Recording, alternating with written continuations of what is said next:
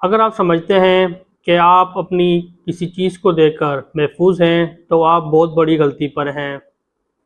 कानून की दुनिया में एक छोटी सी लापरवाही आपको सड़क पर ला सकती है और जेल की हवा खिला सकती है।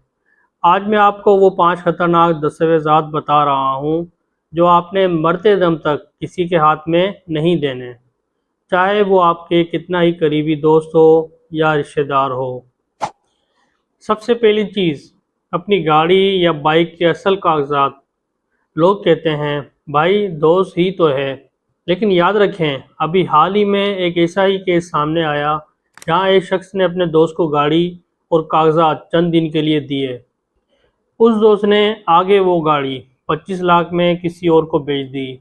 अब असल मालिक अदालतों के चक्कर काट रहा है और ख़रीदने वाला कहता है पैसे मैंने दिए, कागजात मेरे पास हैं, तो मालिक मैं हूँ। याद रखें कानून सबूत मांगता है, दोस्ती नहीं। दूसरी बड़ी गलती, किसी को भी अपना चेक बुक का सफ़ा देना। आप सोचते हैं कि मैंने रकम तो लिखी ही नहीं, ये मेरा क्या बिगाड़ लेगा। जनाब वो कल को इस पर अपनी मर्ज़ी की रकम लिखेगा, बैंक से बाउंस करवाएगा और आपके खिलाफ 489F की FIR दर्ज करवाकर आपको सीधा जेल भिजवा देगा। फिर आप सालों अदालत में बेगुनाही साबित करते रहेंगे। तीसरी चीज़, पावर ऑफ अटार्नी या मुख्तारनामा। ये वो हथियार है जिस पर साइन करने का मतलब आपने जीते जी अपनी जायदाद की चाबी किसी और के हाथ में दे दी, कोई कितना ही सगा क्यों ना हो। कभी भी जनरल मुख्तारनामा किसी को मत दें। चौथी चीज़, आपका असल शनाख्ती कार्ड। किसी को भी अपना असल शनाख्ती कार्ड मत दें। इसका गलत इस्तेमाल करके आपके नाम पर जाली स्टाम्प पेपर्स निकलवा कर कोई भी बोगस एग्रीमेंट यानी कोई भी मुआहदा तैयार किया जा सकता है, जिसका खमियाजा आपकी अगली नस्लें भुगतेंगी।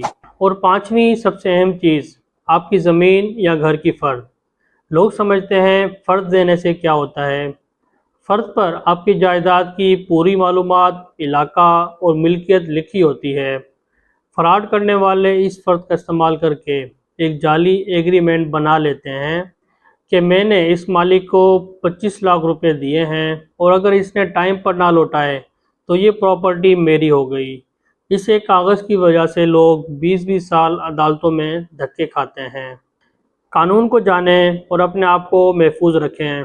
इस वीडियो को अभी अपने दोस्तों और फैमिली मेम्बर्स के साथ शेयर करें, क्योंकि आपका एक शेयर किसी को बहुत बड़ी मुसीबत से बचा सकता है। दुआ में याद रखिएगा, अपना बहुत ज़्यादा ख्याल रखिएगा। पाकिस्तान जिंदाबाद, पाकिस्तान पाइंदाबाद। अल्लाह हाफिज़।